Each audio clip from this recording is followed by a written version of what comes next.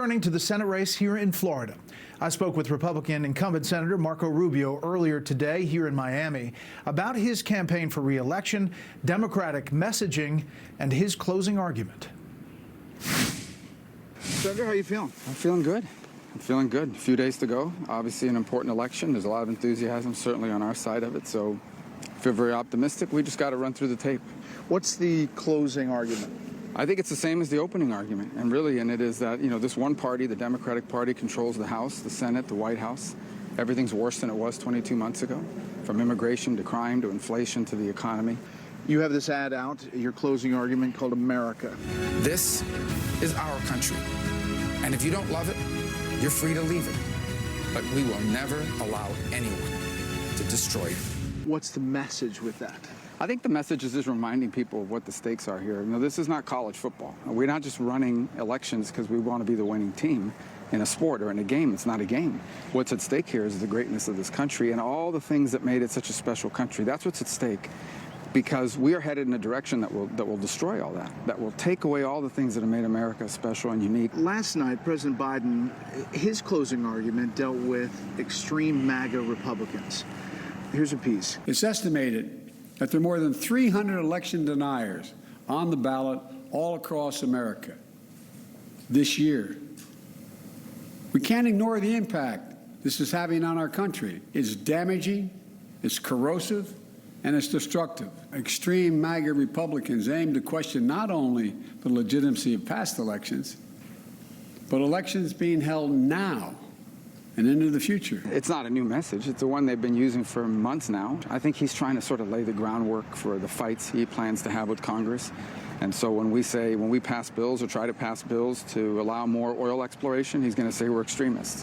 When we try to enforce our immigration laws, he's going to say we're extremists. I think he's trying to create the framework for how he's going to fight against the Republican Congress. Are you worried at all about that whole threat to democracy message if you have people who don't accept elections? Well, we have historic turnout. The Republican surge in voting is enormous, and it's the Democrats who aren't voting and aren't excited about their candidates. So if people didn't believe in democracy, why would they be turning out to vote? Yeah, there are states that don't have good election laws. In Florida, we have good election laws. You have to have a system of counting that's accurate, obviously, but you also have to have public confidence. And so it's important to have laws that protect that. Your opponent over the past couple of weeks has really hit on the issue of abortion. She has before, but really in the past couple of weeks. Marco Rubio wants to take us back to a time when women were treated like second-class citizens. Marco Rubio's new federal abortion ban is just the beginning. He wants to ban abortions with no exceptions for rape and incest. Well, that's been an issue that's been debated in this country for 50 years. I'm not interested in taking away anyone's rights. On the contrary, the reason why I'm pro-life is because I want to protect the right of an unborn human being to live.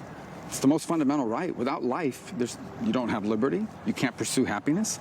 None of these other rights exist without life. Now, obviously, that's a conflictive issue in this country, and people have different opinions about it. And I think the political branches at the state level are going to be having that debate, and states are going to have different abortion laws. Sure, people have opinions on it, but you put gas in your car every day. People have to buy groceries for their family every day. And food prices are up 22%, and just in the last year, that's the food inflation. I mean, those are the issues that people want us to fix right now immediately, that impact everyone every day. You have a rally Sunday with the former president. Yeah.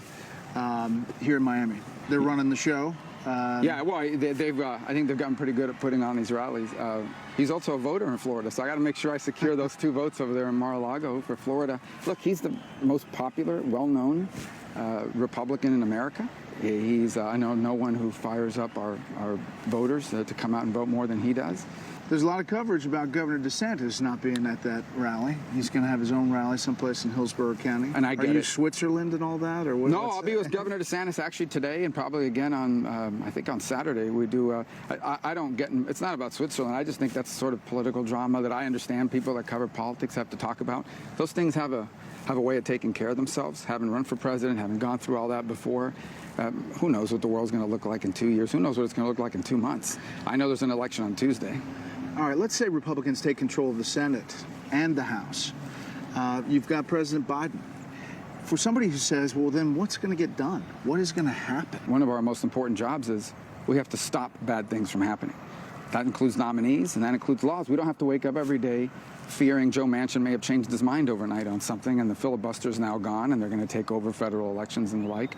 So I think that's an important thing. I think also on spending, if you look at how we fund our government, a Republican majority in the Senate and House will have to force the White House to compromise. And hopefully there'll be senators that, because of the instinct of self-preservation, we'll see some of this and say, yeah, maybe we should be drilling for oil. Maybe we do need to secure that border. And then obviously it'll be up to the president whether he wants to veto it or sign it. But if we pass things that make sense, if we pass things that people support, then I think you'll have a decision to make, and you'll be held accountable by voters if he runs again in 24. You sense that wave that you're talking about there? Well, I can't speak for the whole country, and I don't pay a lot of attention. I actually don't pay any attention to polls. I just don't think they're reliable anymore because you think Republicans are undercounted? I don't know. I just think that it's harder to poll Americans than it's ever been. And polarization is also real. I mean, I think there's much less undecided voters than there's ever been. People may not have decided to vote yet, but you can pretty much predict how most people in America are going to vote if they do show up. Look, it's not a popular thing to say as a Republican, but I think it's good for America to have two political parties that maybe one's to the left, the other one's to the right, but they generally both operate in the world of reality. But that's not what the Democratic Party is right now. It's been captured at the top levels by laptop liberals and Marxist misfits, and that controls the agenda, and that needs to change, and hopefully sending a strong message in this election will begin that process of that happening. Okay, I'm going to write that one down. Laptop liberals, Marxist misfits. Okay. Yeah. Senator, thanks so much. Thanks for doing this.